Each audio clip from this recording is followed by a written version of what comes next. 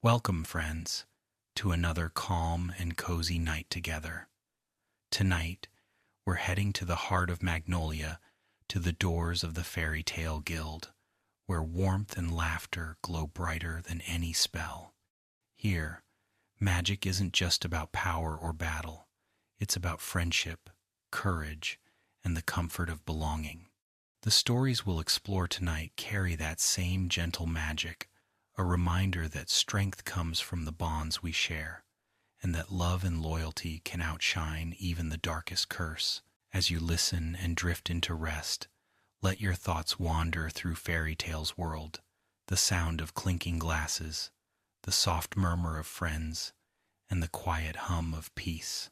If you enjoy these bedtime journeys, please consider subscribing. It helps the channel grow and keeps our stories coming. And tell me, where are you listening from tonight as we drift into this magical sleep together? In the quiet heart of Fiore lies a city that hums with warmth, laughter, and the gentle rhythm of magic Magnolia. Resting along the slow curve of a shining river, the city feels alive, as if every brick and rooftop remembers the laughter of its people. Lanterns glow softly in the evening, their reflections rippling across the water, while shopkeepers close their stalls with smiles that say tomorrow will be kind again. The scent of freshly baked bread and blooming flowers mingles with faint traces of magic in the air, each spark and whisper a reminder that this world is woven through with wonder. At the center of this bustling piece stands the Fairy Tale Guild. Its wide wooden doors are always open, and its sign sways gently in the wind like a promise. Inside, the air carries warmth and chaos in equal measure, a mixture of laughter, shouts, and the soft clink of mugs meeting in friendship. To anyone passing by, the noise might seem wild, but to those who know, it is the sound of belonging. Fairy Tale is not just a guild, it is a heartbeat, steady and unbreakable. Every member adds a thread to the tapestry of this place. In one corner, Mira Jane smiles softly behind the bar, her eyes kind as she listens to stories she's heard 100 times before.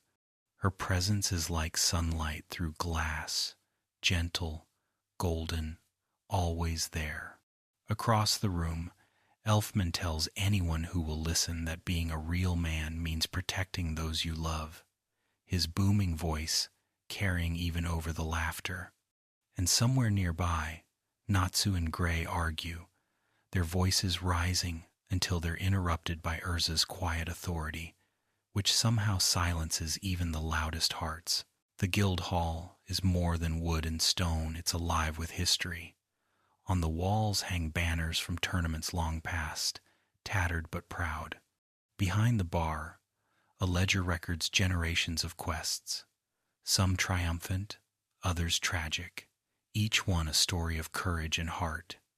The great emblem of Fairy Tale glows faintly under the light of hanging lamps, its symbol curling upward like a wing in motion, the wing of freedom, of dreams, of the unknown that awaits beyond every horizon. Outside, the city bends itself around the guild like a loving embrace. Magnolia thrives because Fairy Tale stands within it, and Fairy Tale endures because Magnolia never stops believing in magic. Children laugh when they see mages return from missions, their imaginations catching fire. They dream of joining the guild one day, of carving their own stories into its walls. Even those who are not wizards feel part of the family. The guild's kindness ripples outward like sunlight across still water. The Cardia Cathedral stands proudly on the northern hill, its bells marking time not in minutes but in memories. When they ring, they echo across the streets, mingling with the soft chatter of the market below. Sometimes, when the light is just right, it feels as though the entire city is glowing from within, alive with the same warmth that fills the hearts of those who call Fairy Tale home. Magnolia has seen storms, both of nature and of magic. It has been broken and rebuilt, burned and reborn. Yet through every trial, its people rebuild together. The guild leads that effort not out of duty, but love. Whether repairing homes, protecting families, or simply lending a hand to lift heavy stones, Fairy Tale is always there. Their strength lies not just in power, but in presence. Even the river that winds through Magnolia seems to flow slower near the guild hall, as though it pauses to listen. On quiet nights, its surface mirrors the stars, and those who walk its banks swear they can feel the hum of old spells and promises woven into the air. The world beyond Magnolia may be vast and filled with danger, but within its borders, peace feels possible, fragile, fleeting, yet real. Makarov, the guildmaster, understands this better than anyone. He watches from the balcony, pipe in hand, eyes crinkling with affection and worry. His guild members are his children, loud, reckless, endlessly dear. He knows they will fight and break things, that they will cry and laugh and leave, but he also knows that no matter where they go, they will always return. Fairy Tale's magic isn't the kind you learn from books or scrolls. It's the magic of connection, of hearts intertwined. When the sun sets over Magnolia, the sky blushes gold, then rose, then violet. The guild's windows glow softly, and music drifts out into the streets. Inside, stories are told, mugs are raised, and laughter echoes against the rafters. The flames in the hearth flicker, reflecting in eyes that have seen both joy and sorrow, triumph and loss. For a moment, everything feels infinite, and as the night deepens, the noise fades into something softer, quiet conversation, the crackle of firewood, the sigh of wind through open windows. Outside, the stars shimmer above the rooftops, each one like a small wish sent upward from those within. Magnolia sleeps peacefully, its heart steady and warm. Fairy Tale, the guild that defies despair, stands watch in the moonlight, its emblem glowing faintly, its doors open, waiting for the next adventure, the next story, the next dawn. It is here, in this gentle stillness, that the true magic of Fairy Tale lives, not in spells or dragons or power, but in the quiet strength of belonging. Magnolia breathes with it, the river hums with it, and as the world outside drifts toward sleep, Fairy Tale's light remains unwavering, eternal, softly glowing in the heart of the night. Long before the laughter and warmth filled the guild hall in Magnolia, before the banners were hung and the symbol became a mark of pride, there was only silence and dream. Fairy Tale began as a small, fragile hope, a wish born from loneliness and light. It started with one girl standing on the shores of Tenru Island, her golden hair catching the morning sun, her eyes filled with wonder. Her name was Mavis Vermilion, and though the world saw her as small and delicate, her heart carried a magic vast enough to change everything. Mavis had grown up with stories, tales of dragons, of ancient kingdoms, of unseen fairies that danced in the dawn. She believed that even when the world was cruel, it still held beauty worth protecting. Alone on that island, she dreamed of a place where people could laugh freely, where magic could be shared without fear, and where no one would ever be left behind. That dream became the first spark of Fairy Tale. She was not always alone. Over time, companions found her wandering souls drawn to her kindness and quiet brilliance. Among them were Yuri Drayar, whose laughter echoed like thunder, and who would one day become the ancestor of Makarov. Precht, thoughtful and proud, whose mind turned toward mysteries of magic, and Warad Sequin, whose connection to nature ran so deep it seemed the trees themselves listened when he spoke. Together, they explored the world, searching for adventure and meaning. Their bond grew through hardship, when they faced the island's ancient dragons, when they unearthed relics of the past, when danger tested their unity, Mavis guided them with her intelligence and her belief in people. She was not a warrior in the traditional sense, but her wisdom was sharper than any blade.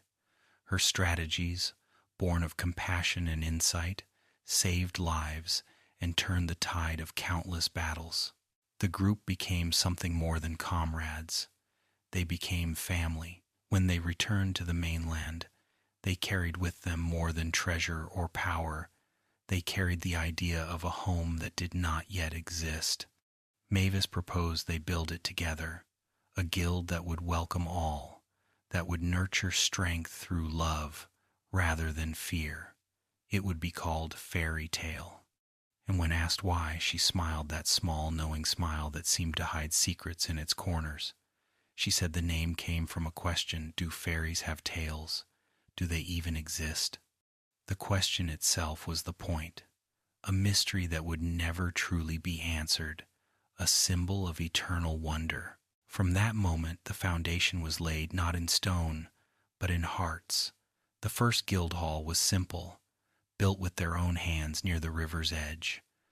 Its walls were thin, its roof uneven, but laughter filled it nonetheless.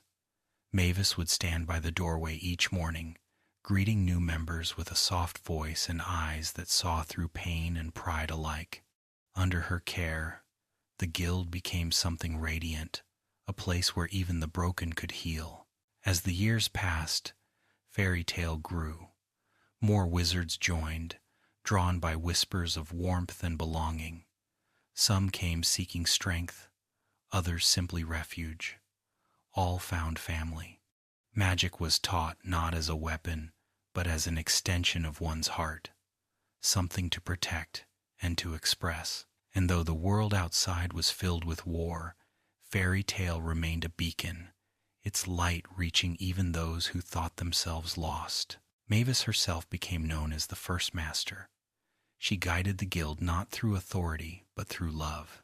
Her magic, the magic of illusion and enchantment, reflected her soul, full of imagination, beauty, and empathy. She saw the world not just as it was, but as it could be. Even after her physical form began to fade, her spirit lingered, watching over the generations that followed. Her presence became part of the guild's very air, the feeling that no one is ever truly alone in Fairy Tale. Those who came after her carried her ideals like torches through the dark. Precht, who would later become the second master, sought to protect what Mavis had built, though his heart wrestled with sorrow and obsession. Warrod, gentle and wise, wandered the world but never forgot the guild's light. And Yuri's descendants, Makarov among them, would continue the legacy, ensuring that Mavis's dream endured through centuries. The founding of Fairy Tale was not just the birth of a guild, it was the birth of a way of life. It was the idea that strength means nothing without compassion, and that true magic lives in the bonds we create. The guild's mark, drawn by Mavis herself, was shaped like a wing in motion, a promise that its members would always have the freedom to soar, but also the home to return to. Even now, when you step into the guild hall and see the laughter, the arguments, and the chaos, you can still feel her there, Mavis, smiling softly from the edge of the crowd.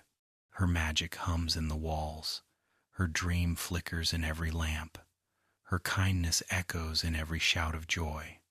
She was the first to believe that even in a world full of pain, people could still choose warmth, and that belief, more than any spell or relic, became the truest form of magic Fairy Tale ever knew. When the stars rise over Magnolia and the river glows with the reflection of the moon, some say they can see her, a faint shimmer of light on the water, golden hair gleaming like fireflies. She watches, not as a ghost, but as the guardian of her dream, the founder whose heart still beats quietly within every mage who wears the Fairy Tale mark. And in that soft, eternal watching, The story of fairy tales beginning becomes something more than legend.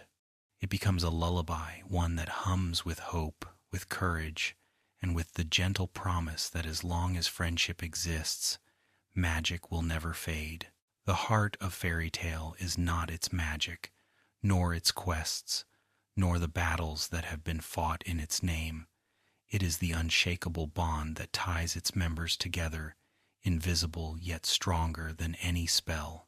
Inside the guild hall, laughter mingles with argument, warmth mixes with chaos, and somehow, through all the noise and fire, a deep love hums beneath it all. To outsiders, fairy tale might seem reckless, loud, even foolish, but to those within, it is family messy, proud, endlessly forgiving. The guild's mark tells its story better than any words could. Every wizard who joins chooses where their emblem will rest: on the shoulder, over the heart, the back of a hand. The color is their own to pick, but the meaning is always shared. It is not simply a tattoo or a badge of belonging. It is a promise, a quiet vow to protect, to stand beside one another, to never let anyone fight alone. When one member bears pain, all feel it. When one triumphs, all rise with them. The emblem shines most brightly, not in light, but in moments of darkness when hope trembles, yet refuses to fade. Every relationship within the guild carries its own melody. Some are loud and brash, like the never-ending clash between Natsu and Gray. Their arguments shake the walls, sparks of flame and frost bursting through the room. But beneath the chaos lies respect, the kind that only grows from trust built in danger. They fight not to harm, but to understand one another. It is a language of friendship written in challenge, and though they'll never say it aloud, each would risk everything for the other. Erza's bond with her guildmates runs quieter, deeper. To her, fairy tale is both sword and sanctuary. She carries her affection like armor, polished, disciplined, but radiant.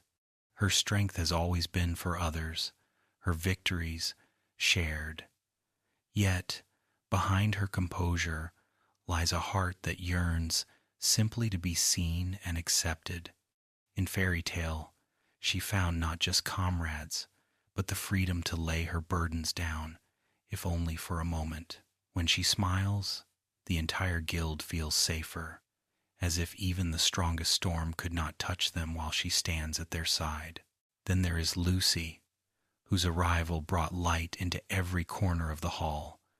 Her kindness and curiosity transformed her from an outsider into the glue that holds hearts together. Through her eyes, the audience sees what makes fairy tale so magical, not the spells, but the people. Lucy's compassion turns even pain into connection. When she listens fully, and when she fights, it is never for pride but for the ones she loves. Her bond with Natsu, Gray, Erza, and Happy reflects the guild's spirit, mismatched, chaotic, but steadfast. The guild's bonds extend far beyond the main hall. Mira Jane, once a fierce fighter, now tends to everyone with quiet grace. Her gentle laughter smooths over tempers, and her eyes seem to hold the entire guild's memory. She knows who needs a kind word and who needs a reminder of their strength. Behind the bar, she watches generations grow, and when she smiles, it feels like the whole world exhales. Her brother, Elfman, embodies strength, but his true power lies in his devotion. Every boast he makes hides tenderness. Every roar of confidence conceals care. His sister Lysana's return filled the guild with tears and laughter, proof that even death cannot truly separate those bound by fairy tale's love. These bonds are tested constantly. Rival guilds rise, dark forces threaten, and battles tear through the land. But each time, fairy tale stands firm not because of power, but because no one ever stands alone. When Natsu rushes headlong into danger, the others follow without question. When Lucy's voice trembles in fear, someone always reaches for her hand. Even when the guild was destroyed, its members scattered across Fiore, the connection never broke. It was there, beating beneath the earth, waiting to rise again. One of fairy tale's greatest strengths lies in its ability to forgive. Mistakes are not hidden or ignored, they are faced, healed, and turned into lessons.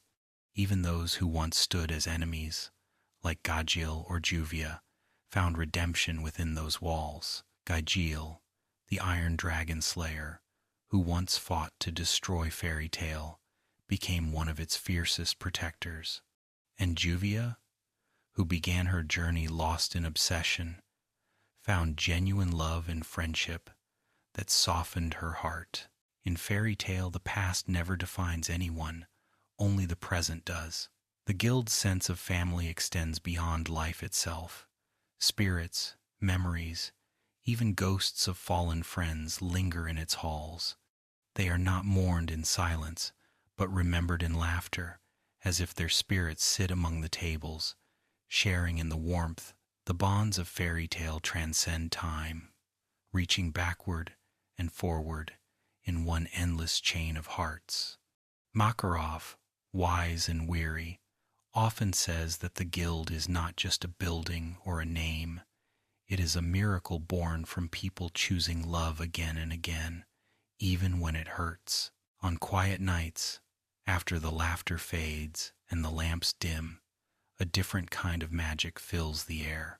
It is the stillness of trust, the deep comfort of knowing that no matter how far they travel, every member of fairy tale has a place to return to. The moonlight spills through the guild's windows, touching the marks on their skin, making them glow faintly as if whispering you are home. And that is the true bond of fairy tale.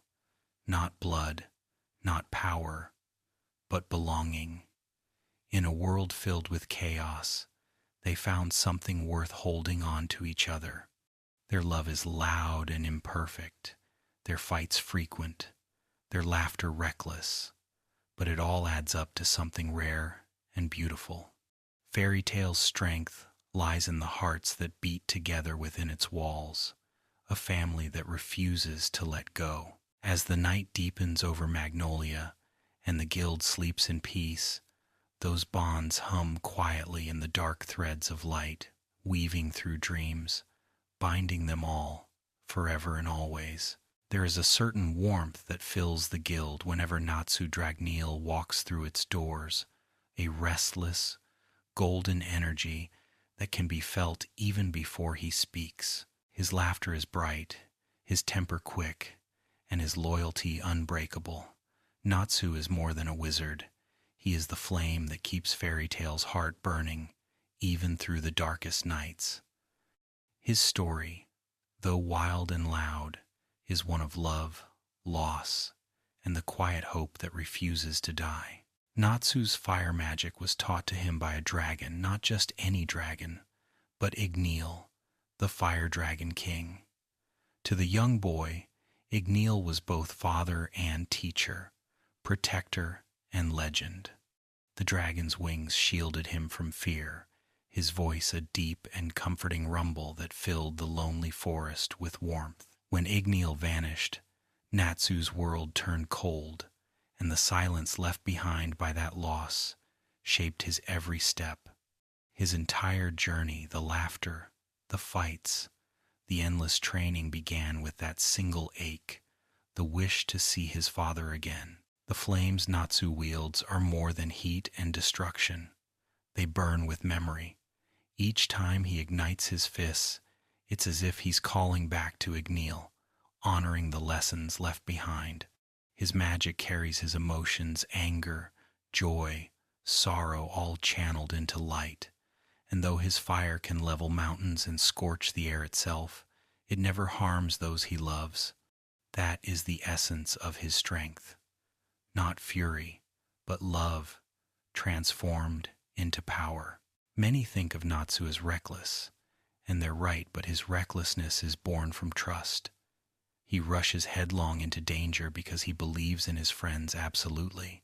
To him, hesitation is doubt, and doubt means loss. So he fights with everything he has, every time. Whether against dark wizards, dragons, or fate itself. Even when his body breaks, he keeps moving, his fire blazing, as if defying the very idea of despair. His bond with Happy, his blue exceed companion, adds a softer warmth to his fiery nature. Happy is more than a partner, he's family.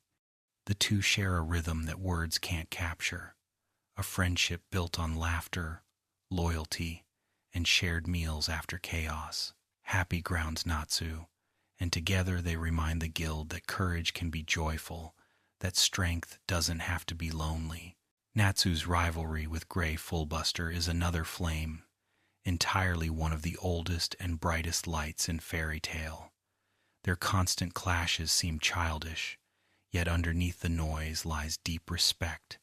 Gray's calm ice tempers Natsu's raging fire, and together they balance each other in ways neither could admit. When they fight side by side, the world feels right flame and frost, destruction and discipline, bound by friendship that neither would ever abandon. But there is a deeper truth to Natsu's story, one that lies in shadow. He is not just a wizard, but something born from tragedy and time.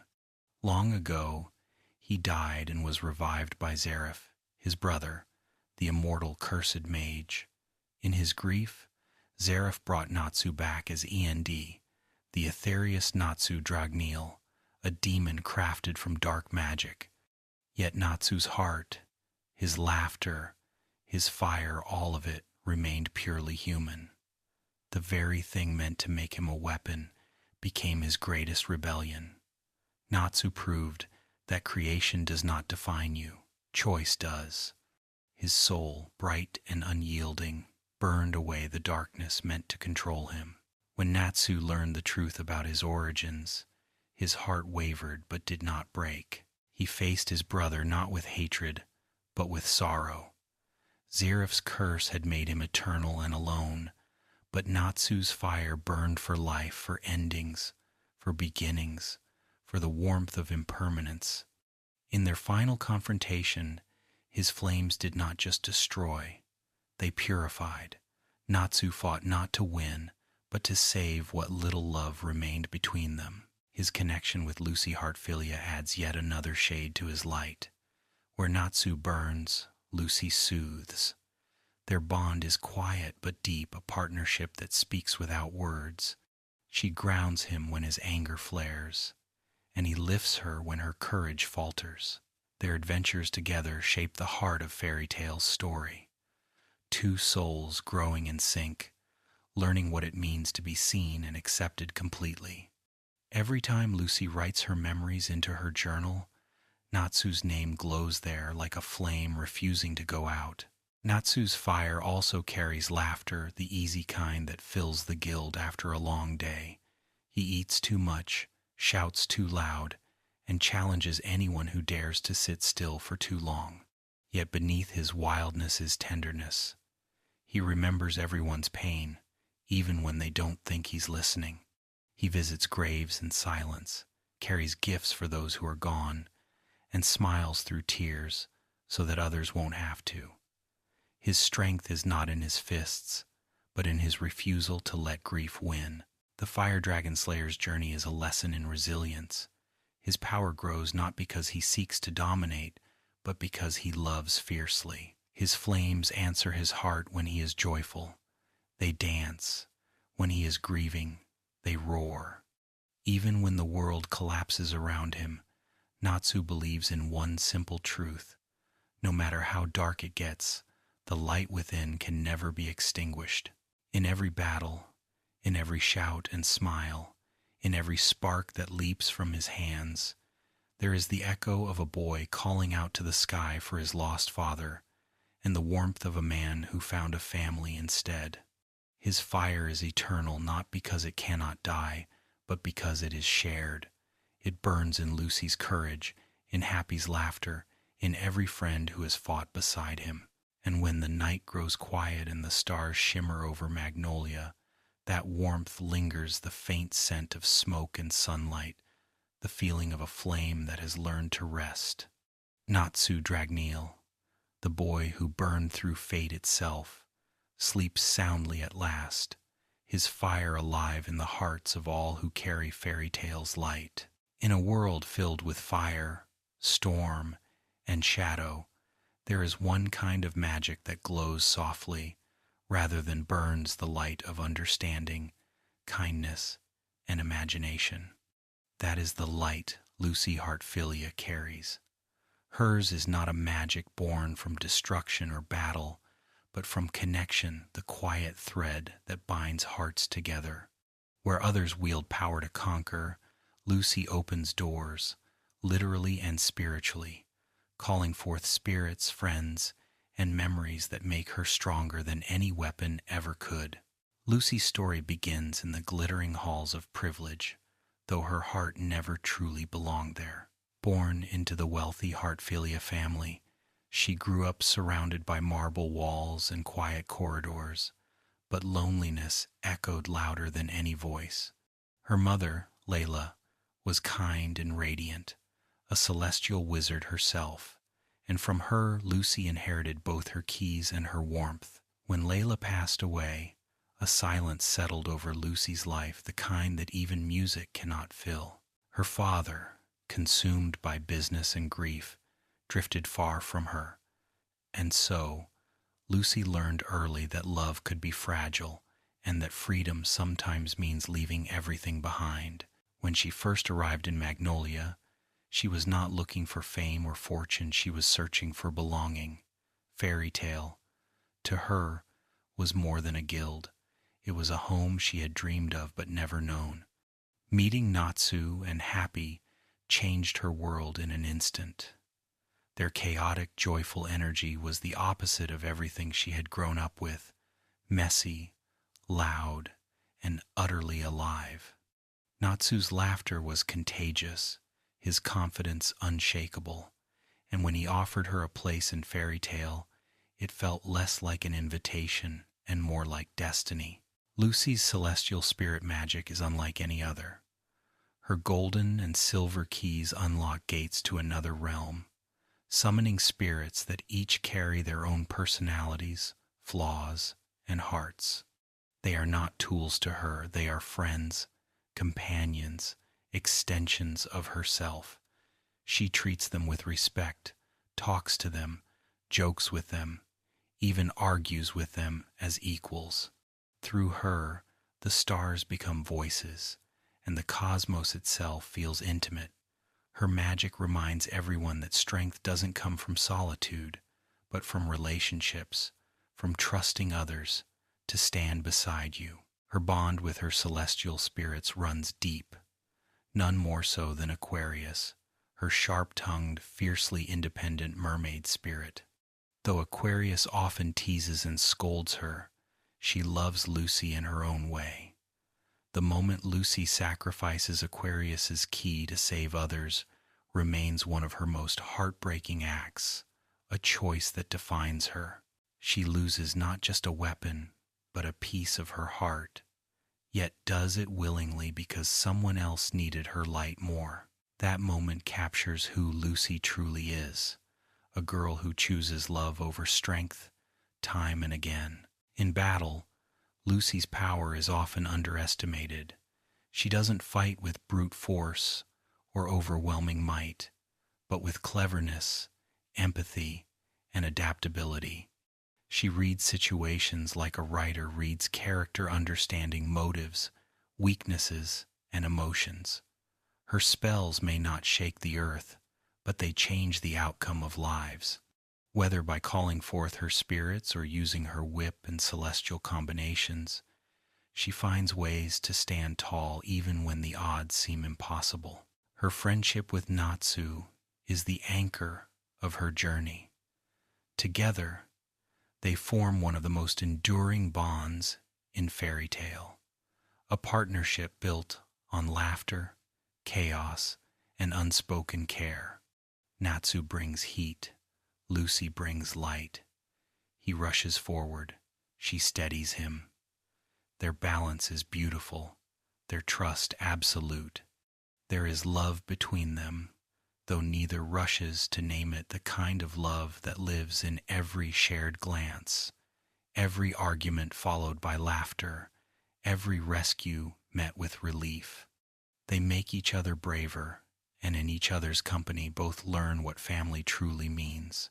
Lucy's relationship with the rest of the guild is equally deep.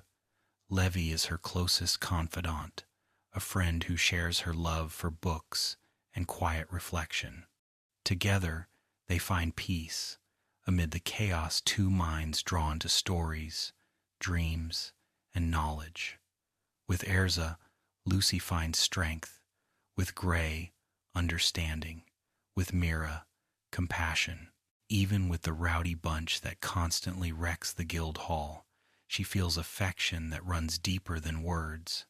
Fairy Tale gives her what her mansion never could: laughter echoing off warm wood, shared meals, and the knowledge that someone will always be there when she returns. One of Lucy's most beautiful traits is her persistence. When others falter, she keeps moving, driven not by pride but by purpose. She writes down every adventure, every smile and sorrow, capturing them in the pages of her journal. Her writing is not for fame but for remembrance, a way to hold on to the magic of life itself. Through her words, the story of Fairy Tale endures, carried quietly into the hearts of those who come after. She becomes not only a participant in the guild's legend, but its storyteller, its historian, its guardian of memory. Her courage shines brightest when she faces despair, when her friends are gone, when hope thins to a whisper. Lucy's light remains steady. In the grand magic games, in the chaos of Alvarez, in every moment where tears meet flame, she proves that even the gentlest heart can withstand storms. Her strength is not loud, but it lasts. It comforts, heals, and reminds others that life's beauty lies in its connections. In the end, Lucy Heartfilia represents what Fairy Tale stands for: not power, but love. Her magic is the thread that binds heaven to earth, guildmates to each other, past to present. She is the quiet star at the heart of every story, glowing softly even when surrounded by fire and darkness. When the night settles over Magnolia, Lucy can often be found by her window, her pen gliding across the page. The lamp burns low beside her, and through the open curtains, starlight filters in. Somewhere out there, her celestial spirits listen, smiling. Somewhere nearby, her friends rest easy, trusting her light to guide them through another dawn. Her words drift like whispers through the quiet, of laughter shared, of tears shed, of promises kept. And in those words lives the truest magic of all, the kind that never fades, that keeps shining long after the fire has dimmed. Lucy Heartfilia's light, soft and steadfast, will forever be the glow that warms Fairy Tale's heart.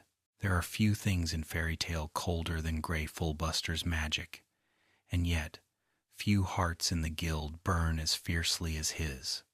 Beneath the frost and the quiet stairs, Gray carries a warmth that refuses to die, the kind that flickers quietly beneath grief, loss, and determination. His story begins in tragedy, shaped by the frozen landscapes of his childhood and the lessons of survival carved into him by pain. But through it all, he learns that love can be found even in the coldest winters, and that family can thaw what sorrow freezes. Gray was just a boy when his home was destroyed by the demon Deliora, a creature of pure destruction that took everything from him. Alone and frightened, he was taken in by the ice-make mage who became both his teacher and the closest thing to a mother he would ever know. Was powerful, patient, and strong, but above all, She was kind, teaching Gray that strength should never come from hate, but from the will to protect. Under her guidance, he learned the art of ice-make magic, creating weapons, shields, and forms of ice molded directly from imagination. It was a discipline that demanded control, focus, and heart, shaping him into the mage he would become. But tragedy struck again when Gray's anger and recklessness led him to confront Deliora too soon. Intervened to save him, sacrificing herself by using the forbidden spell Iced Shell to seal the demon in ice forever. Her final words telling him to live became the silent vow that defined his life.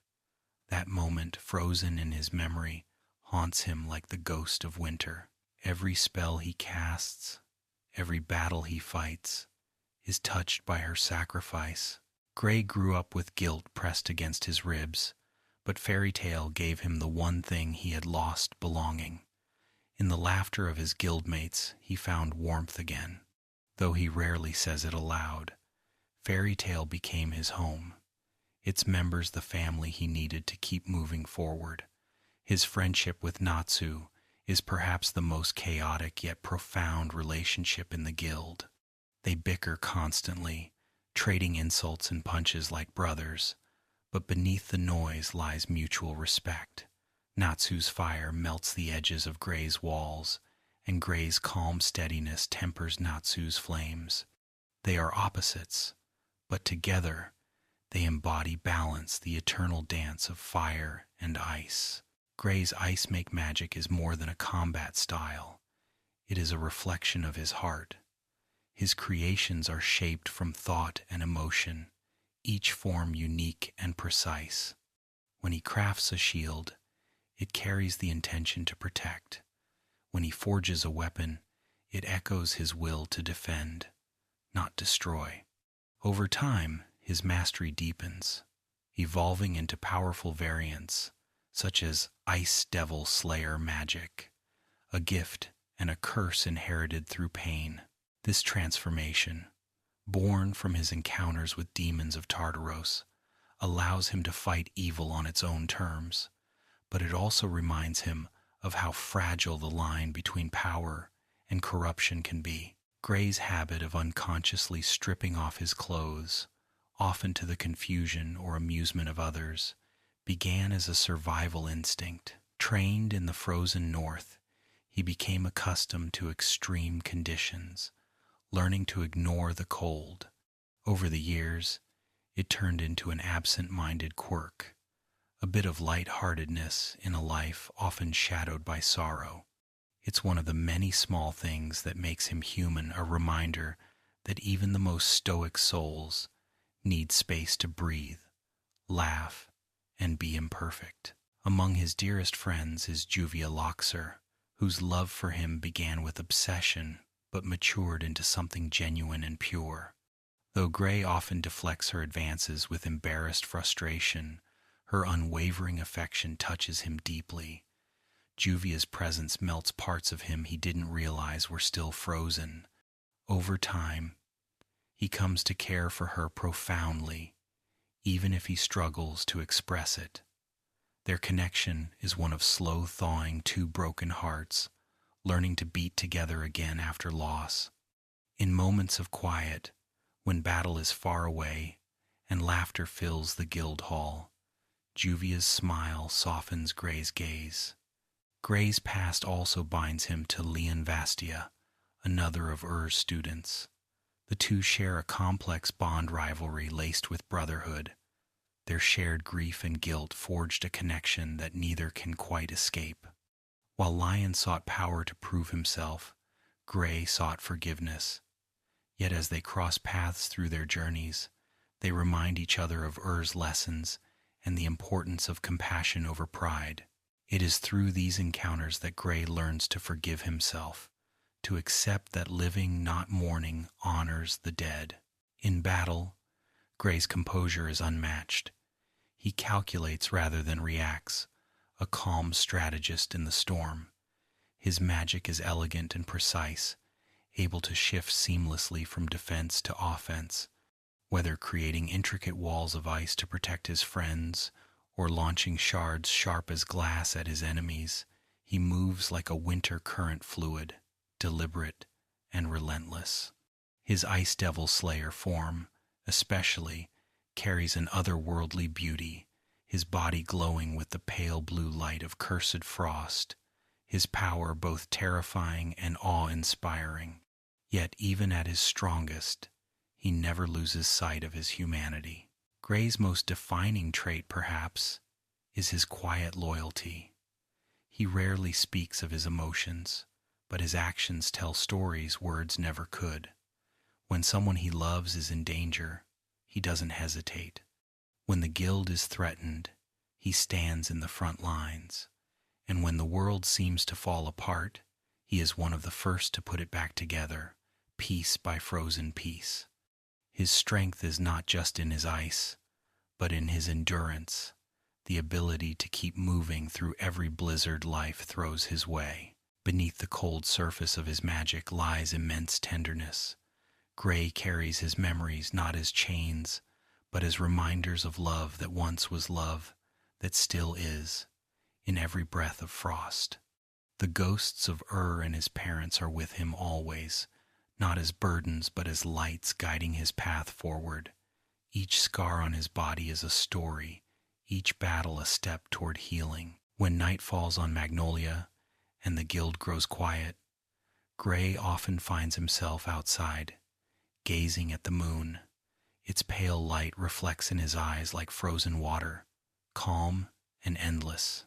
He thinks of the past, yes, of of Deliora, of everything he has lost, but also of everything he has gained.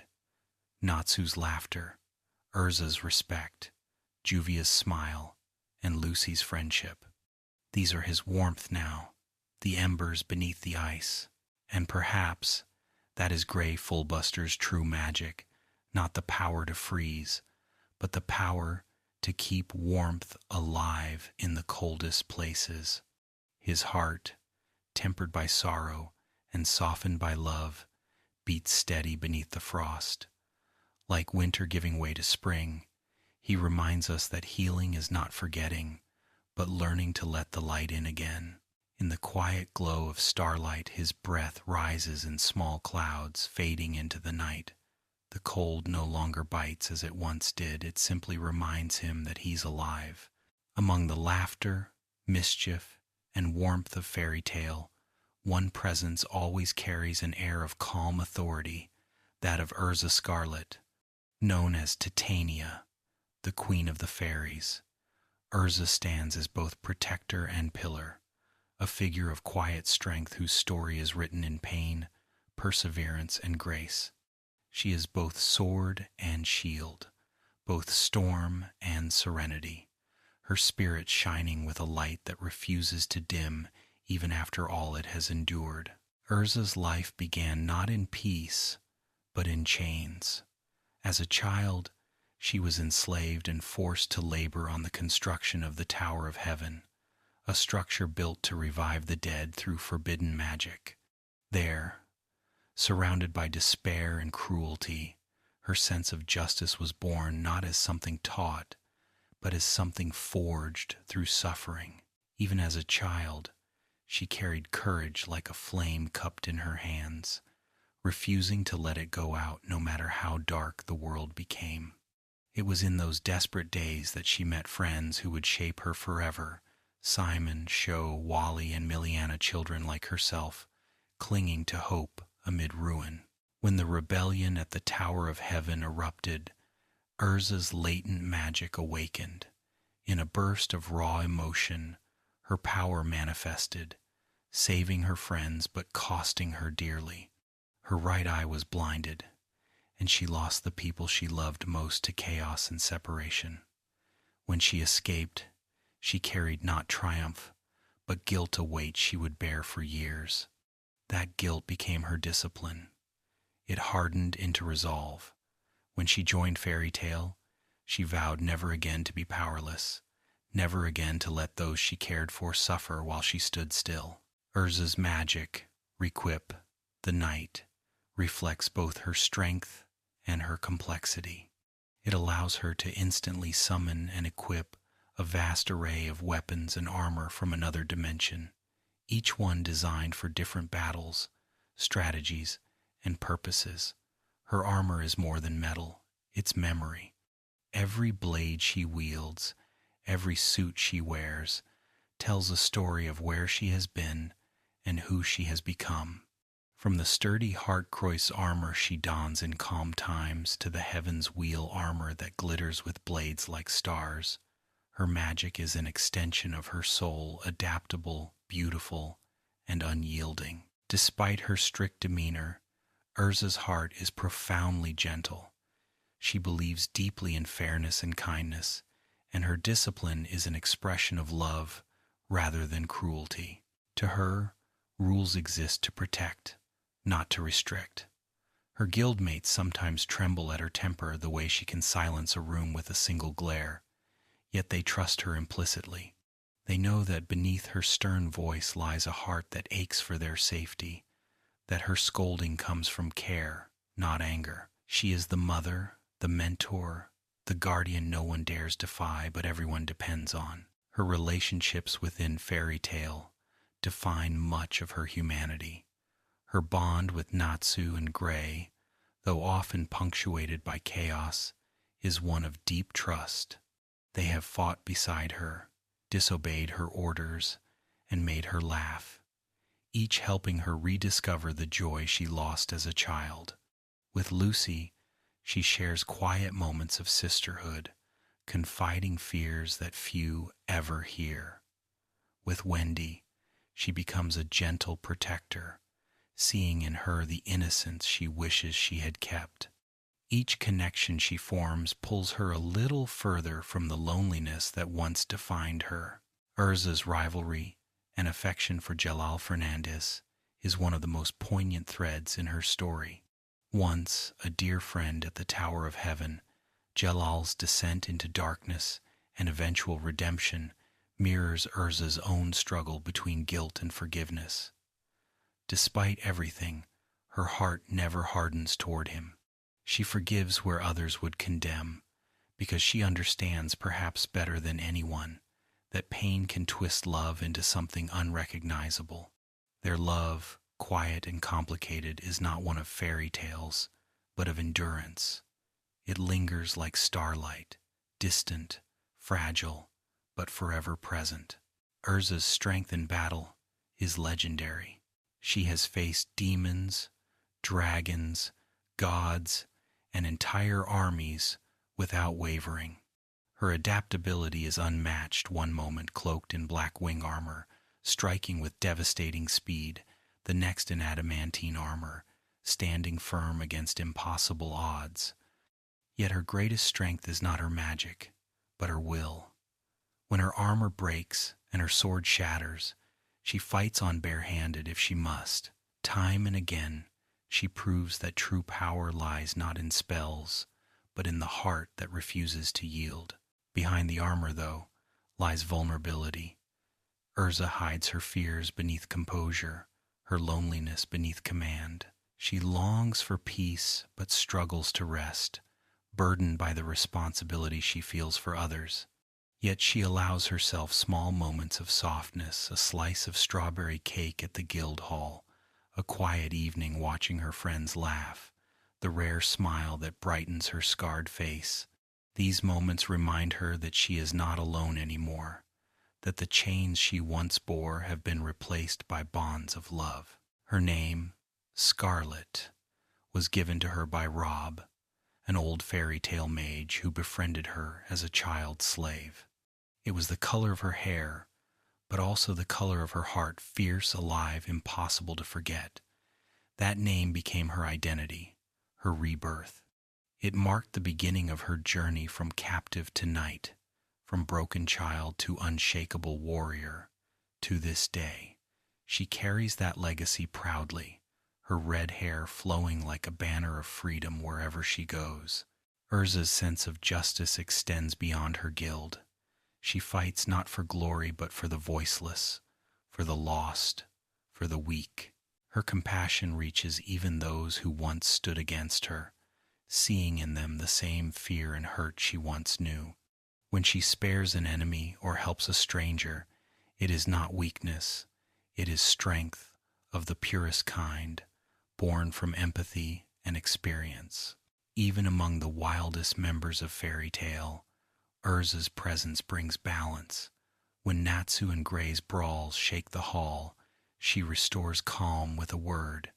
When others hesitate, she steps forward. When despair threatens to swallow hope, she becomes the light that leads them out. Her confidence is infectious, her belief in her friends unshakable.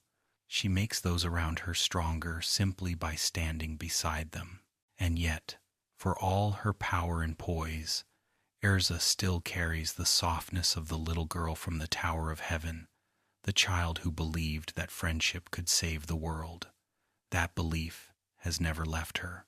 It shines through every act of courage, every tear shed in silence, every gentle smile she allows herself when she thinks no one is looking. When night settles over Magnolia, Erza can sometimes be found on the guild's balcony, polishing her sword beneath the stars.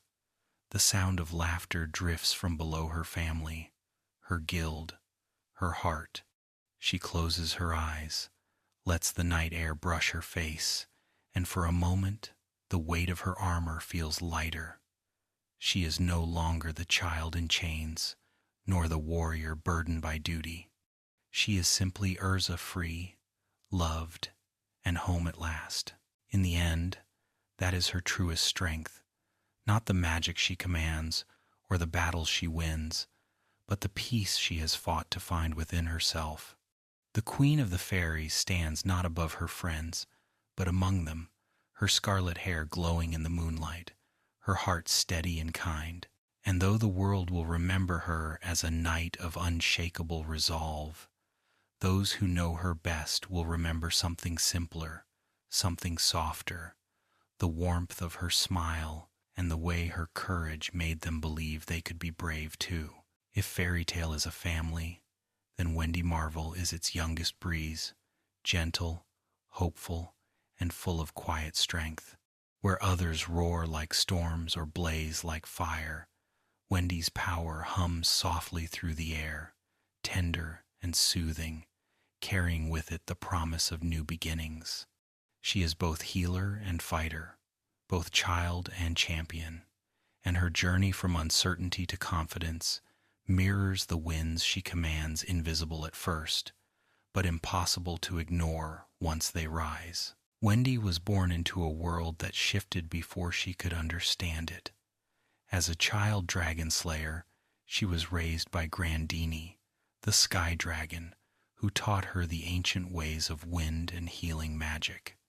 Under Grandini's care, Wendy learned not just spells, but compassion, that true strength does not come from destruction, but from the ability to heal what has been broken.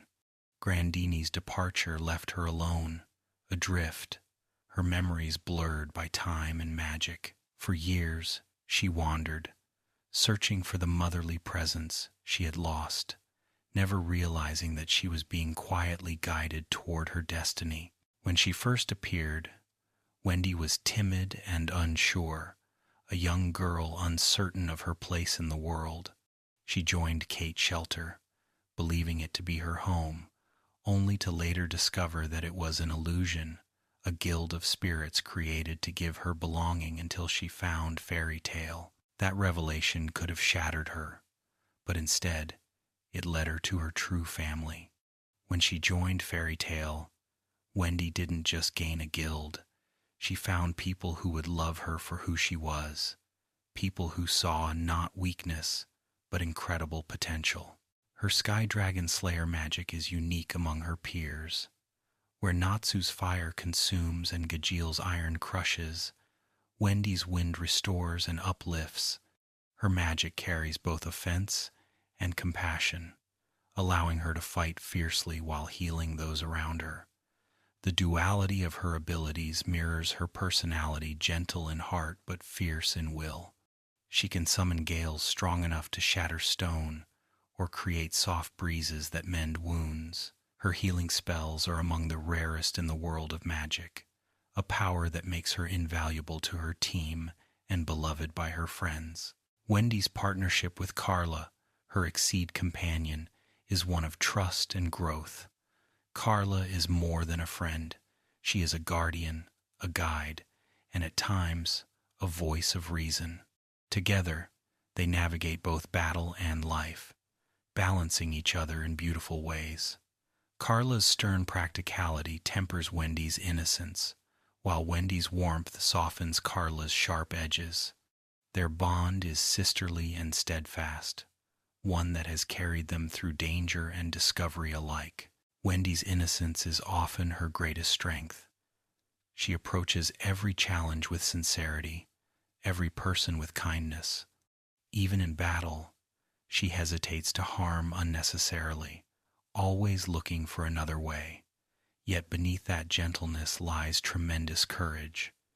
Time and again, she has stood against enemies far stronger than herself, Acnologia, Tartaros demons, and even gods, and though fear trembles in her voice, she never runs. She believes that bravery is not the absence of fear, but the choice to act despite it, and in that way, she embodies the very heart of fairy tale. Her friendships within the guild nurture her growth. She looks up to Erza as both mentor and protector, learning from her strength and composure. She finds warmth in Lucy's kindness, laughter in Natsu's teasing, and understanding in Gray's quiet encouragement. With Gajeel, she shares a bond of mutual respect, both as fellow dragon slayers and as kindred souls, shaped by loss. Each friendship adds something to her confidence, laughter, and a growing sense that she belongs not just as the guild's little sister, but as one of its bravest mages. As Wendy matures, her magic evolves alongside her heart. She learns enchantments, developing her own spells that merge sky dragon magic with her natural empathy. She can enhance others' strength, speed, and endurance, lending them the wind of her courage in battle. She becomes the unseen support that turns the tide of impossible fights, her magic flowing through her friends like invisible wings. Even when she falters, she finds strength in the thought that her wind can help others rise. Wendy's emotional growth is one of fairy tale's most beautiful stories. She begins as a child who clings to others for security, but slowly becomes someone others rely on.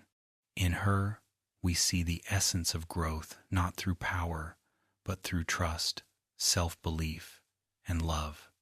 She learns to stand tall, to speak up, to face danger head-on.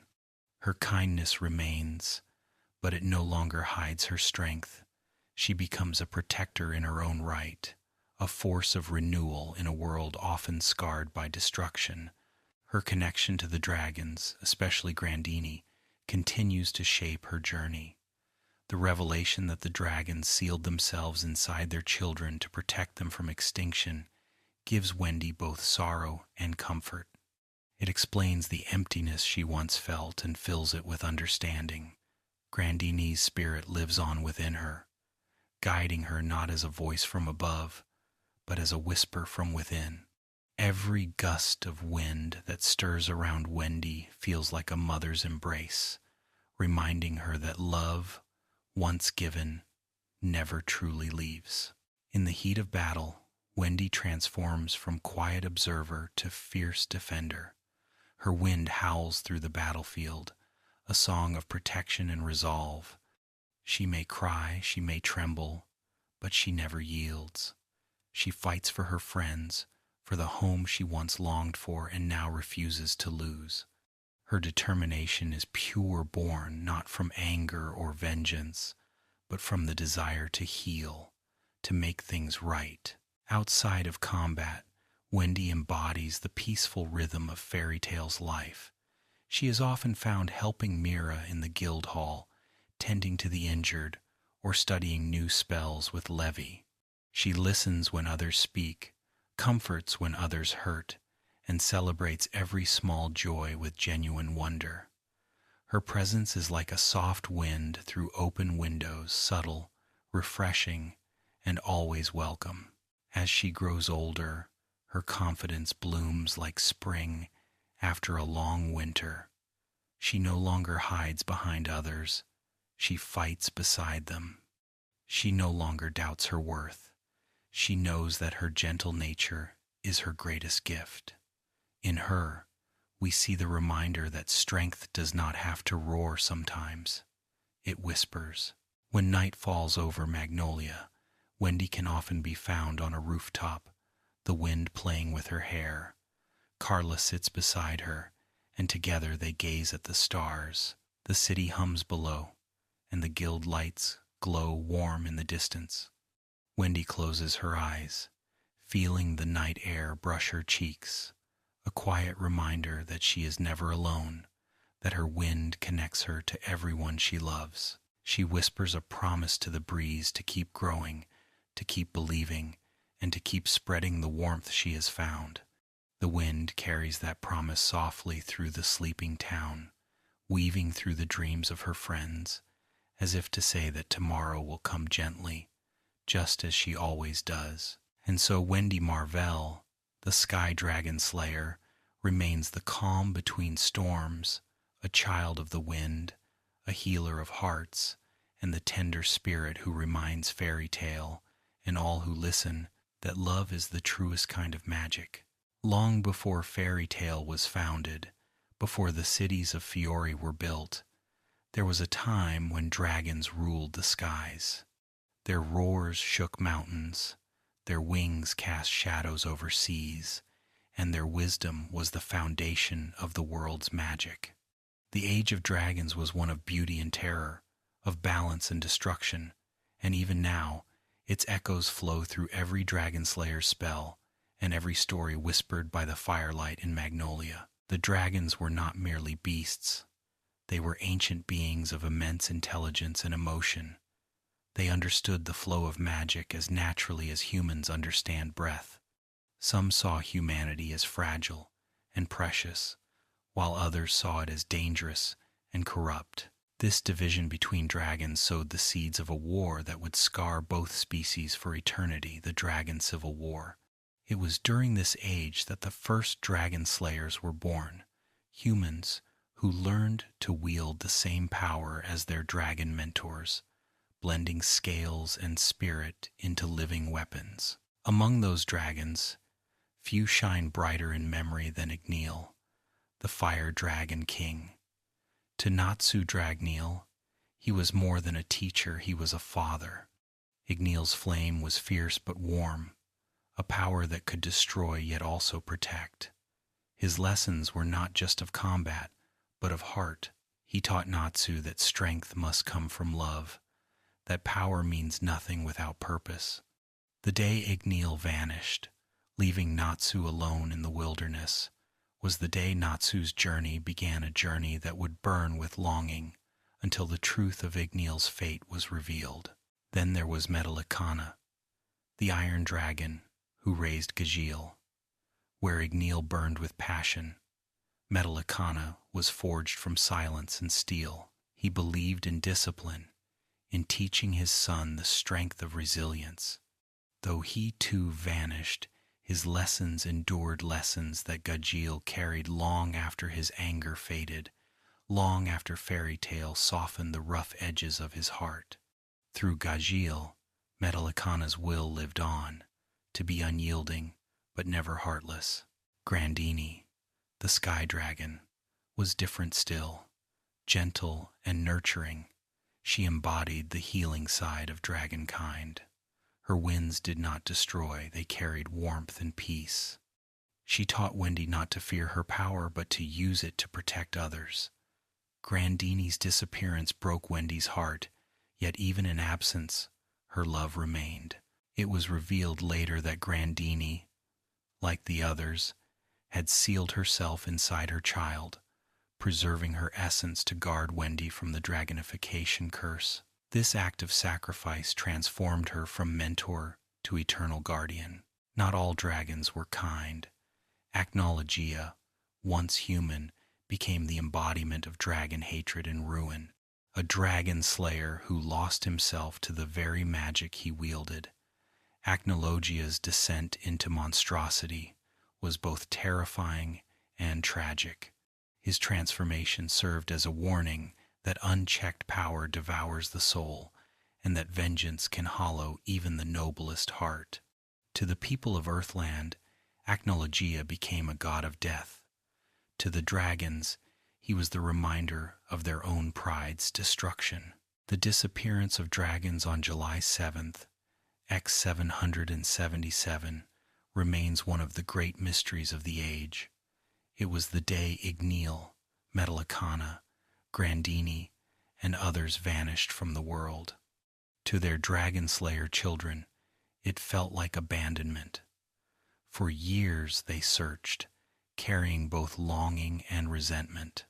But the truth that the dragons had sealed themselves within their children to protect them from the curse of dragonification revealed a love beyond comprehension. They chose silence and disappearance over watching their children suffer. Their absence was not betrayal, but sacrifice. The dragon's influence shaped the very nature of magic in Earthland.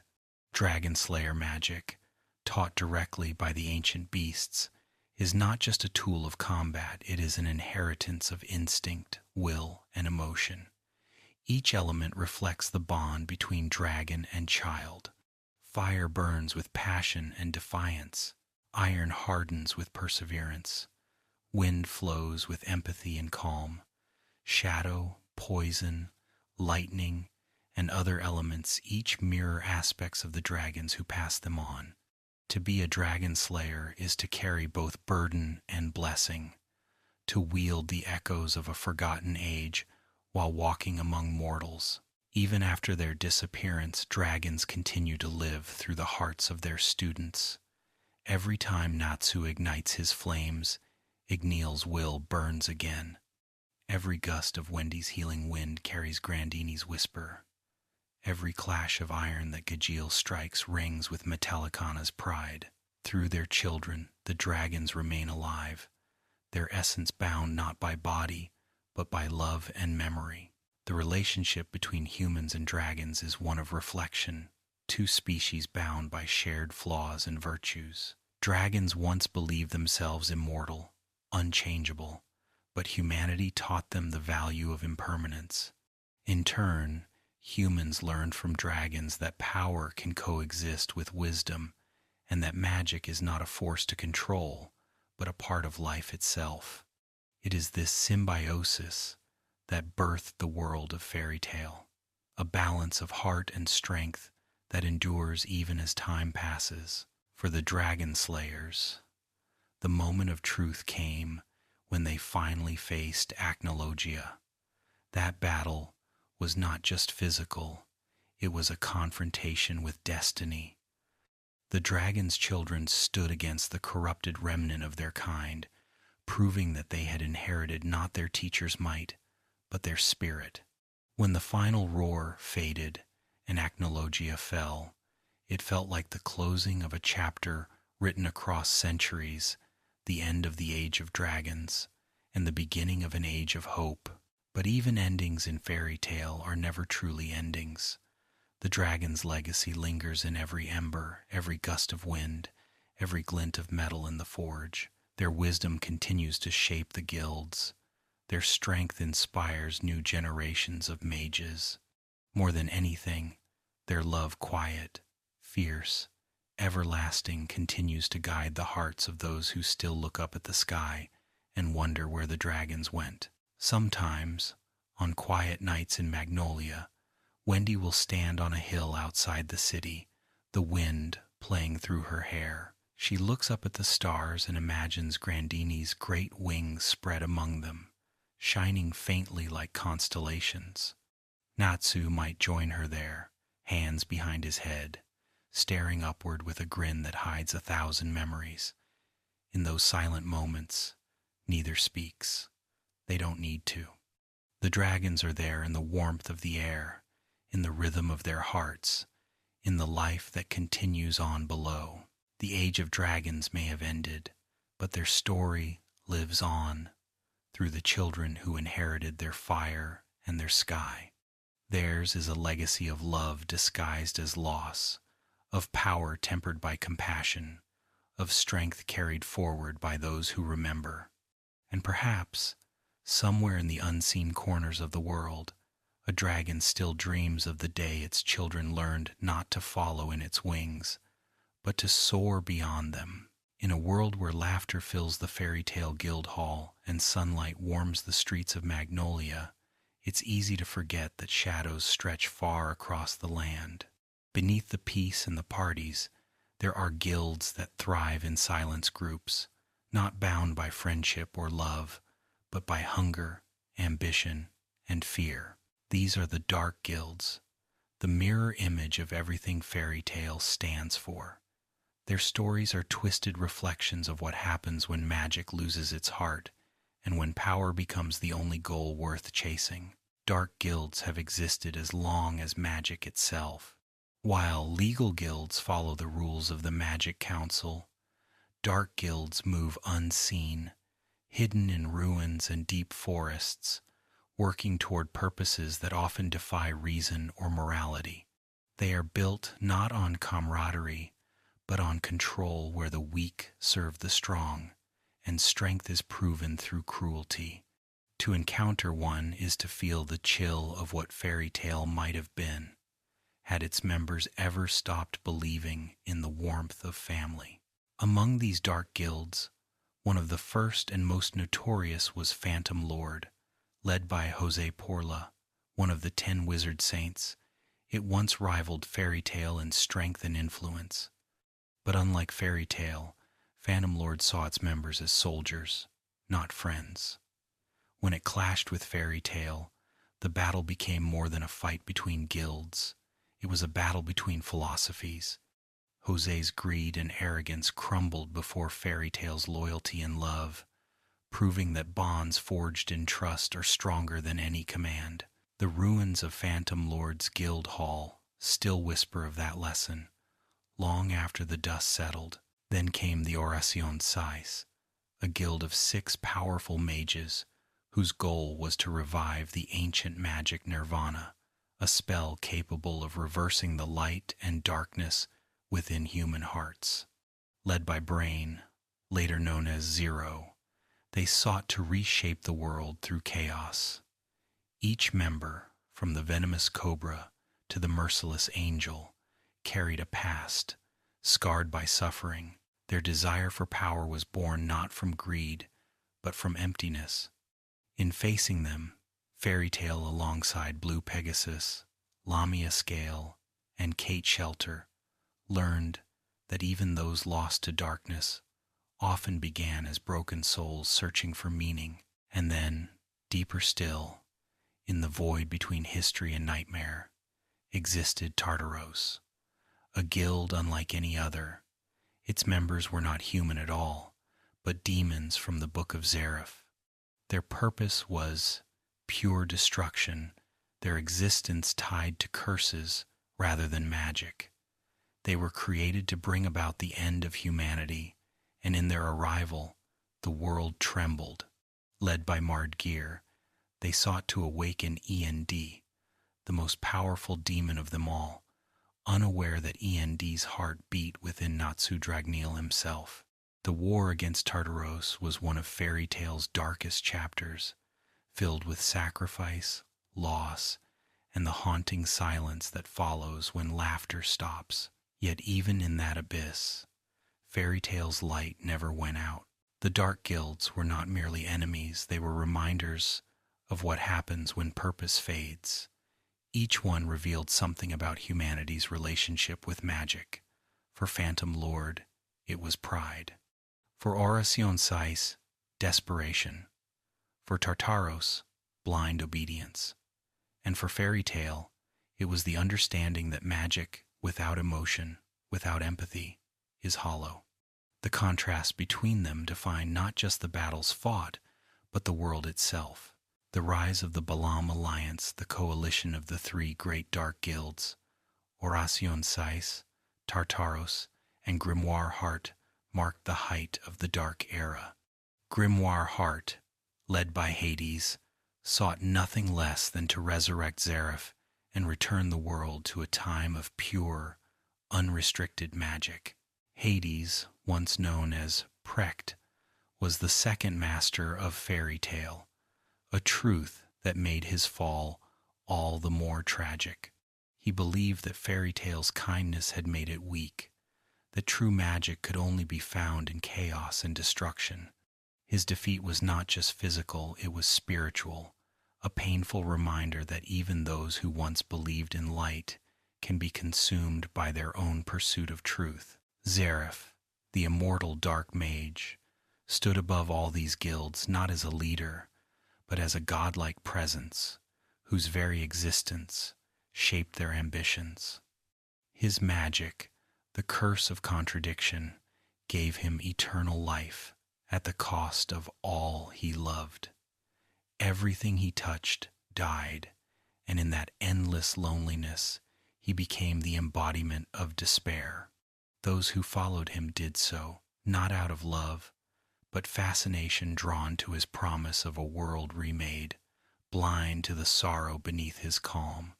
To understand Zareth is to understand the nature of darkness itself, not always born from malice, but from pain too heavy to bear. Fairy tale's encounters with darkness were never just battles, they were mirrors. Every dark guild reflected what fairy tale could have become had it ever lost its way. In the ruins of Phantom Lord, they saw what happens when pride replaces heart. In the ashes of Tartaros, they saw the cost of blind obedience. In the fall of Grimoire Heart, they saw how even wisdom can rot when it forgets compassion. The darkness outside became the teacher within, guiding fairy tale back to its purpose each time the light flickered. What made fairy tale different was never its power, but its heart. In every confrontation, its members fought not just to survive, but to protect the very idea of connection, the belief that magic is meant to unite, not divide. Where dark guilds demanded loyalty through fear, fairy tale inspired it through love. Where others sought immortality, fairy tale sought memories.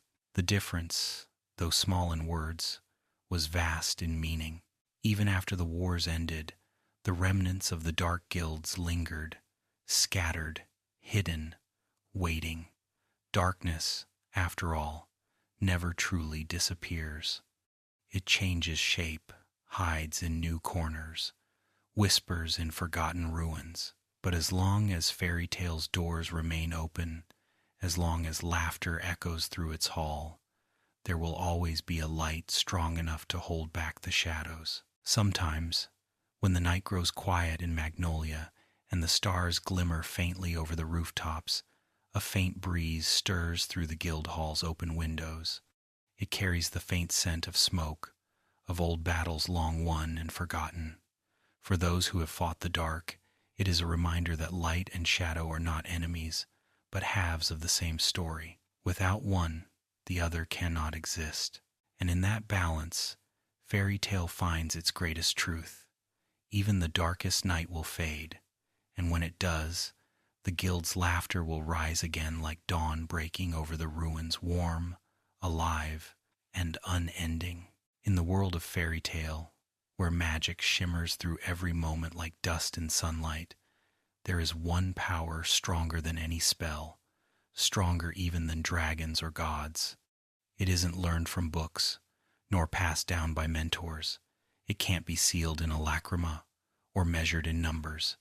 It is something simpler, something softer friendship, the kind that grows quietly between battles, deepens through laughter and tears, and holds fast when everything else begins to fall apart. Fairy tale's magic is built on this invisible thread. Every battle, every triumph, every heartbreak returns to the same truth, that no one in the guild stands alone. It's why Natsu charges into danger without hesitation, because he knows his friends will follow. It's why Lucy writes, even when she's afraid because she believes someone will one day read her words. It's why Erza carries her armor not as a shield from the world, but as a promise to protect it. Their friendship is not just emotional, it is magical, binding them in ways that even the strongest curses cannot undo. In the early days of the guild, friendship was its foundation. Makarov, their master, believed deeply that the strength of Fairy Tale came not from the power of its mages, but from their hearts. He never demanded loyalty, he nurtured it. He knew that when one member hurt, the whole guild felt it, and when one member triumphed, that joy echoed through them all. To him, Fairy Tale was not an organization, but a home. It is his laughter and his tears that shaped the very spirit of what Fairy Tale would become. A family built not by blood, but by choice. Friendship in Fairy Tale is never gentle in the way one might expect. It is loud, reckless, passionate, sometimes even painful. Its members argue, tease, and fight as often as they embrace. But beneath the chaos, there is a bond stronger than reason, the kind of love that can only exist between people who have faced both victory and despair together. When they clash fists, it isn't out of hatred, but out of trust. When they scold each other, it's out of care. Fairy Tale's friendship is alive, fierce, and beautifully imperfect. Consider the bond between Natsu and Gray, two opposites, fire and ice, who spend half their time shouting at each other. Yet when danger comes, they move as one, their instincts perfectly aligned. Their rivalry sharpens their strength, but their friendship gives it purpose. Each has saved the other countless times, not out of obligation, but because neither can imagine a world without the other in it. Their friendship is a storm unpredictable and wild, but always ending in clear skies. Then there is Lucy and Natsu, the bond at the very heart of the guild's adventures. When Lucy first joined Fairy Tale, she was searching for belonging. Natsu gave her that, not through grand gestures, but through consistency. He showed up, every day, every mission, every disaster. He made her laugh when she wanted to cry, and she gave his chaos meaning. Together, they became something neither could be alone. Natsu gave Lucy courage. Lucy gave Natsu grounding. Their friendship hums like an unspoken promise that no matter how far they wander, they'll always find their way back to each other. Erza, too, embodies friendship in her own way. Her strength inspires, but it's her compassion that holds the guild together. She leads not with orders, but with faith. When her friends falter, she carries their burdens as if they were her own. The others look up to her not just because she's strong, but because she believes in them even when they don't believe in themselves. Her friendship is a quiet hand on the shoulder, a steady presence that reminds everyone they are safe. Even the smallest bonds matter. Wendy's tenderness brings calm to the storm. Gail's loyalty, once hidden beneath sarcasm, becomes unshakable. Levy's intellect bridges hearts where words fail. Mirajane's gentle smile softens every sharp edge. Juvia's love, often misunderstood, adds warmth to even the coldest moments. Each of them carries a spark that, when joined together, burns bright enough to light the darkest nights. This magic of connection becomes literal at times. In battles, when all hope seems lost, the members of Fairy Tale draw strength from their memories of one another. Their magic grows stronger when their hearts align, when they fight not for themselves but for the people waiting beside them. Time and again, they've proven that unity can shatter curses, that love can outlast despair, that even gods tremble before the strength of friendship. It's not fantasy, it's the essence of Fairy Tale's world. Perhaps what makes their bond so enduring is that it is built on acceptance. Fairy tale never turns anyone away, no matter how flawed, no matter their past. Former enemies like Juvia and Gajil found not punishment, but welcome. Even Laxus, whose arrogance once fractured the guild, was met with forgiveness when he returned. That forgiveness, quiet, unwavering, undeserved, is what transforms people. It's what makes fairy tale not just a name, but a sanctuary. In quieter moments, that magic shines brightest. When the guild shares a meal, when laughter fills the hall, when someone places a hand on another's shoulder, those are the moments where fairy tale's truest power can be felt. There are no spells being cast, no monsters being slain, just the simple joy of belonging. The warmth that fills the air in those moments is as real as any enchantment. The strength of friendship is what allows fairy tale to endure. No matter how many times the guild hall is destroyed, it rises again. No matter how many enemies threaten them, they face them together. And no matter how far their journeys take them, they always return home not because of duty, but because of love. The walls of the guild are rebuilt from laughter. Its roof is held up by trust.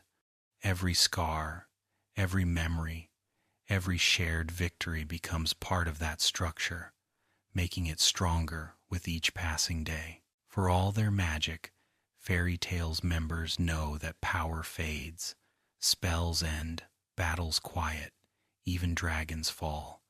But friendship that lingers, it hums in the background like music after the song is finished. It lives in the stories Lucy writes, in the songs Mira sings, in the way Natsu grins even when covered in soot. It lives in the way they call each other family and mean it with their whole hearts. And when night settles over Magnolia and the lamps flicker out one by one, that bond remains. The guild sleeps, but its spirit does not. It breathes in the quiet, in the soft rhythm of dreams, in the hush of the river beyond the windows. Somewhere, Natsu snores. Somewhere, Lucy turns a page by candlelight. Somewhere, Wendy hums a lullaby. The magic of friendship drifts between them like invisible threads, connecting heart to heart. Fairy tale's strongest spell has no incantation, no gesture. It's the simple, timeless promise that none of them will ever face the dark alone. It's the reason they rise each morning and laugh, even when the world falls apart. In the end, it's not fire, wind, ice, or stars that define fairy tale.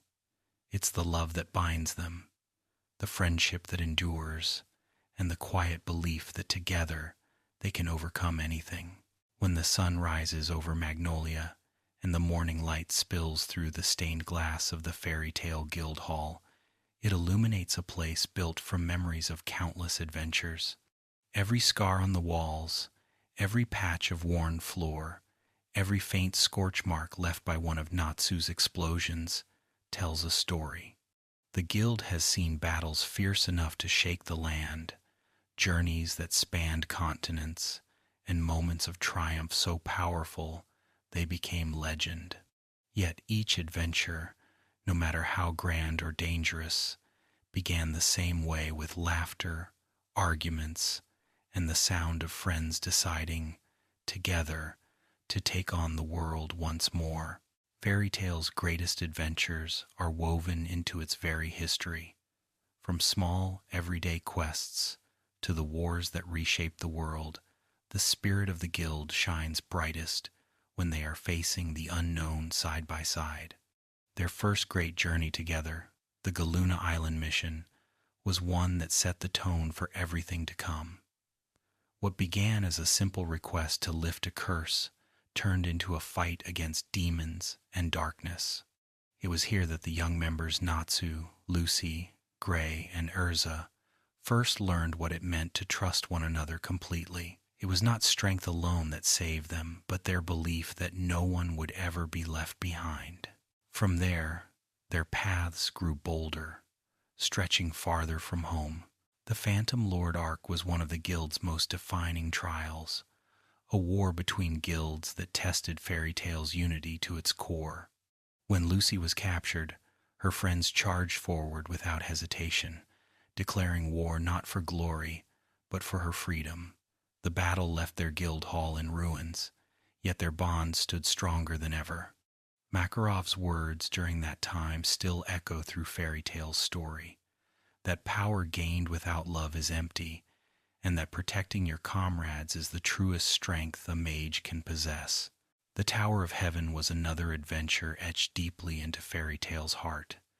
It was there that Erza's past came to light, revealing years of pain and imprisonment. When her old friends were consumed by revenge, it was Natsu who reminded her of what it meant to be free, that she no longer had to bear her burdens alone. The battle against Jelal, the collapsing tower, and the sacrifice that almost was all of it culminated in the simple truth that Erza's greatest strength came not from her armor, but from the people who refused to let her fall.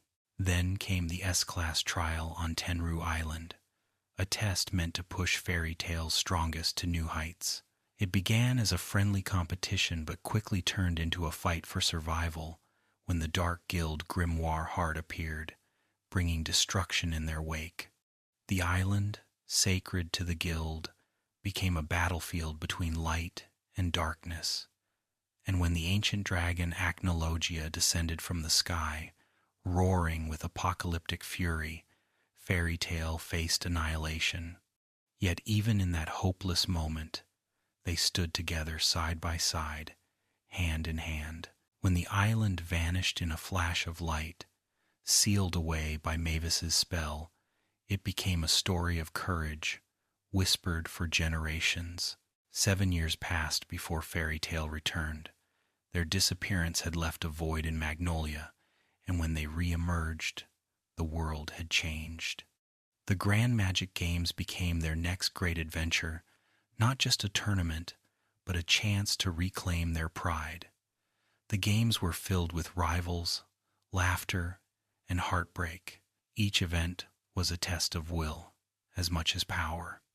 And when Natsu faced the twin dragons of Sabertooth, his victory wasn't merely about strength. It was about showing that Fairy Tale's fire burned brighter than arrogance or cruelty. The crowd saw not a single mage triumphing, but a family standing tall once again. Their adventures did not stop with games or glory. The Tartaros War marked one of their darkest chapters. Facing demons born of Zeref's creation, the guild was forced to confront death and loss like never before. The air itself seemed to tremble with despair, yet Fairy Tale endured. It was here that the bonds between members deepened beyond measure. Gray faced his father's death with newfound strength.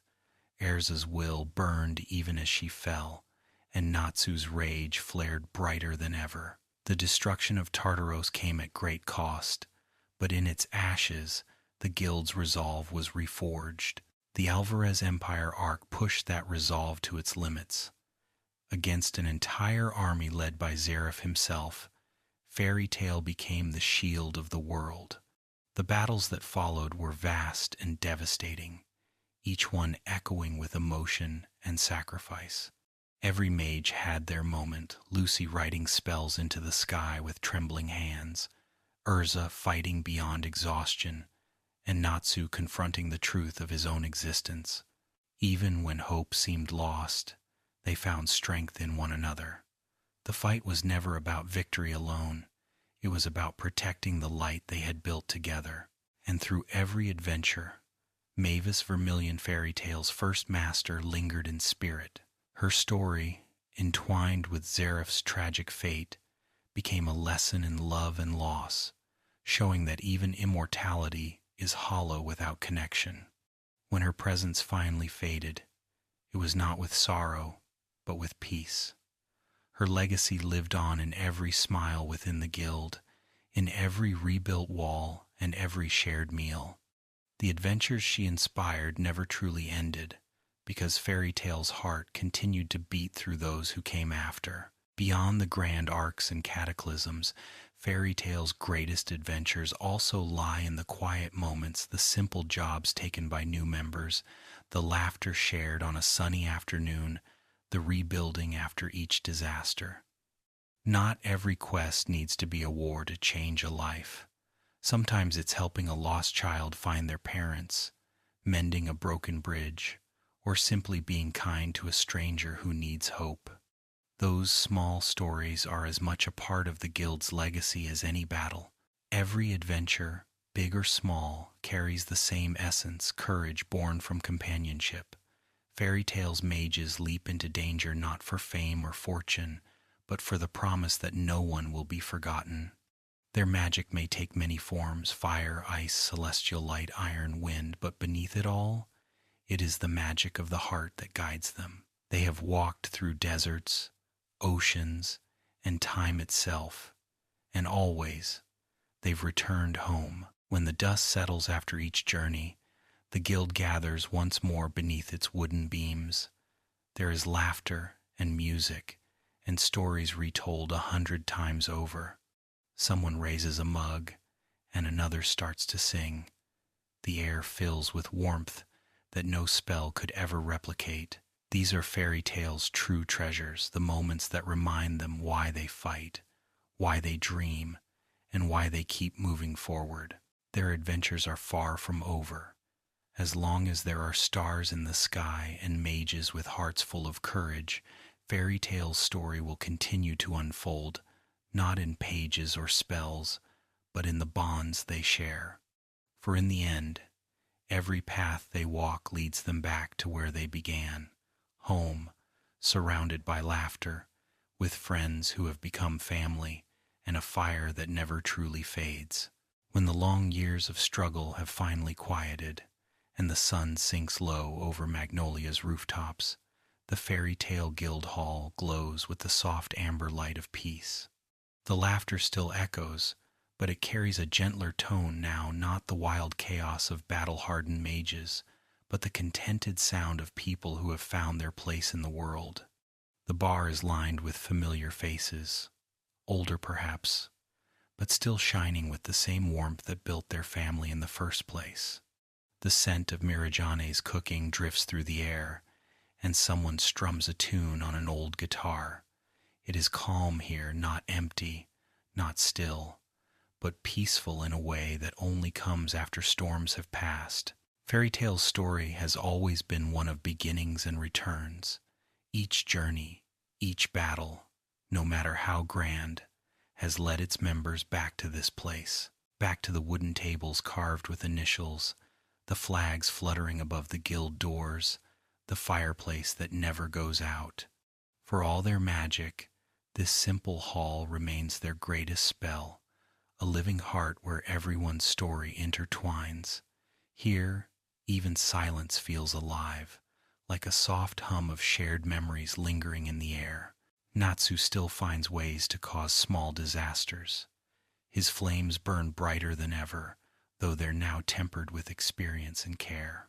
Lucy writes more than she fights these days, her books full of stories about the people she loves.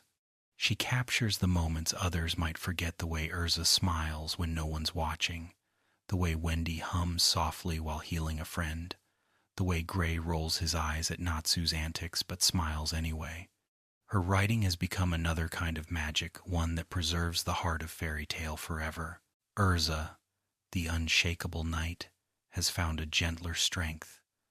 She no longer carries every burden alone. Her armor gleams less often now, replaced by the comfort of knowing she doesn't need to fight every battle. The guild has learned from her, just as she has learned from them, and in that shared understanding lies something sacred.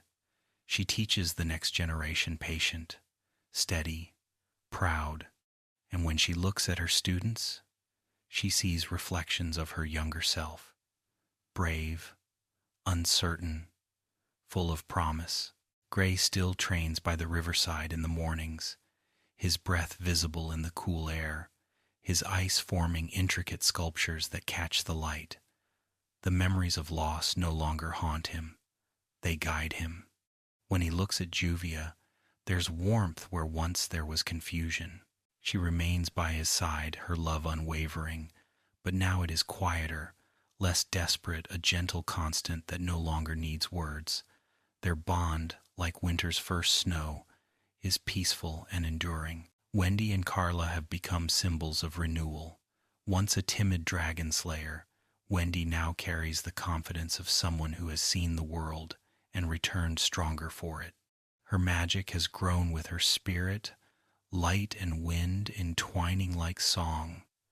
Children of the guild flock to her for healing and comfort, for she has the rare gift of easing not only pain but fear.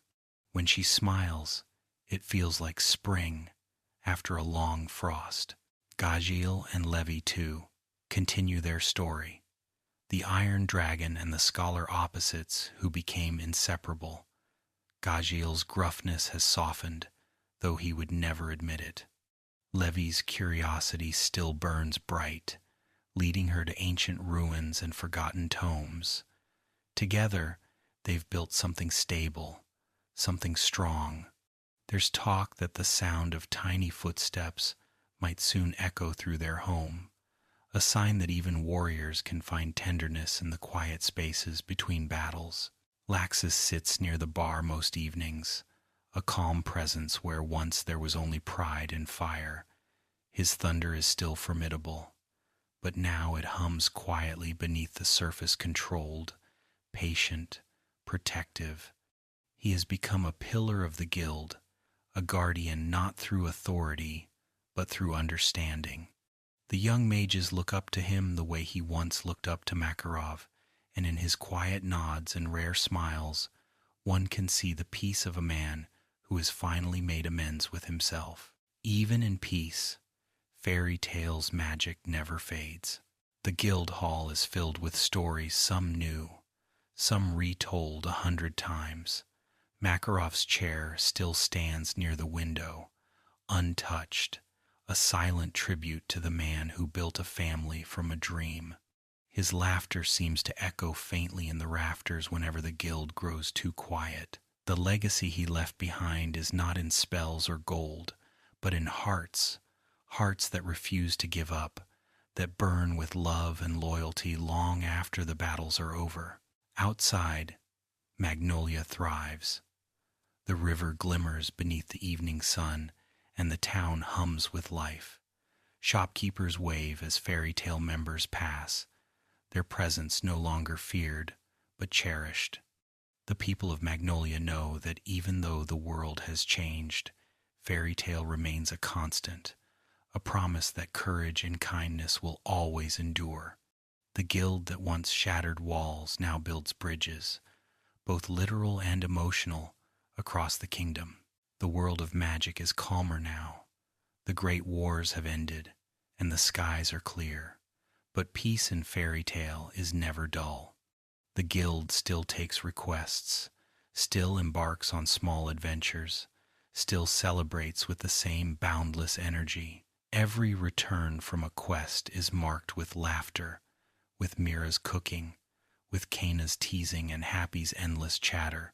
Even the ghosts of their past, Mavis, Zerif, Igneel, seem to linger in the edges of light, watching with quiet pride as their children continue to live fully, joyfully, together.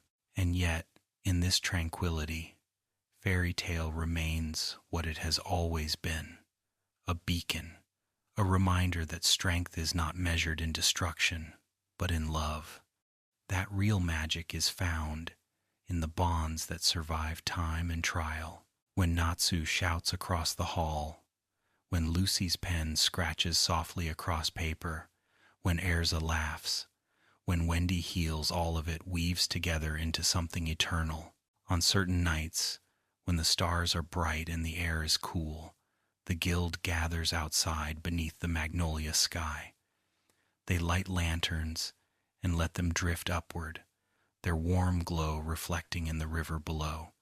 Each lantern carries a wish for happiness, for peace, for the future. As they rise, the night fills with 1,000 tiny suns, floating higher and higher until they vanish into the distance. In those moments, silence falls, and everyone feels the same thing, that no matter where their paths lead, they will always be bound by the same invisible thread. Fairy tale's story is one of everlasting bonds of hearts that continue to find one another across time, pain, and joy. Their adventures may slow, but their light never fades. The guild that began with a single dream now lives on through every smile, every shared laugh, every quiet night spent in good company. And when the candles burn low and the city drifts to sleep, Fairy Tale rests too. The wind whispers through the windows, carrying echoes of old songs and promises yet unspoken. Somewhere, deep in the heart of Magnolia, the guild emblem glows faintly in the dark, a mark of belonging, a symbol of home. For as long as there are stars above and hearts that believe, the story of Fairy Tale will never truly end.